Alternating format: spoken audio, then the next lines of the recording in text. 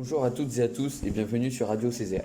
Je suis Léopold et aujourd'hui nous allons parler du préambule de la Constitution de 1946 avec messieurs Lilian et Noah. Mais au fait Lilian, pourrais-tu nous parler du contexte de rédaction de ce fameux texte?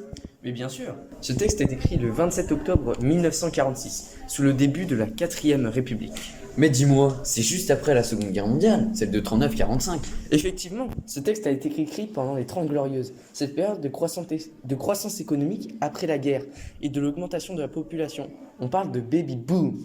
Et quels sont donc les droits et libertés obtenus par ce texte, Noah? Ce texte montre nos nouveaux droits qui sont les plus importants. Il s'agit de l'égalité dans tous les domaines entre les hommes et les femmes.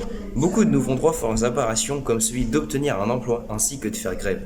Les citoyens français peuvent aussi obtenir de moyens convenables d'existence. Les Français ont aussi de nouvelles libertés comme de s'administrer, de gérer eux-mêmes démocratiquement leurs propres affaires, ainsi que d'adhérer à un syndicat. Ils ont aussi la liberté de protection, de santé, de sécurité matérielle et le droit au repos et au loisir. Enfin, ils ont aussi un accès à l'instruction et à la formation professionnelle.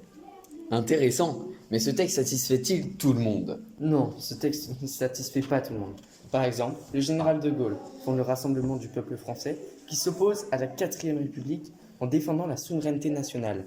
Il souhaite le suffrage universel direct et non un vote qui passe par des grands électeurs. Il veut aussi renforcer le pouvoir exécutif du président. Pour conclure, il voulait une république présidentielle et non parlementaire.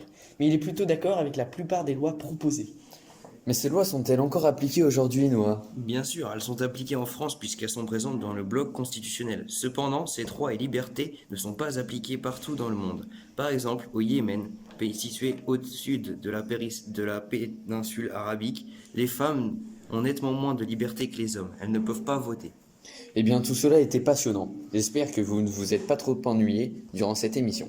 C'était Léopold en direct avec Lilian et Noah sur Radio Césaire.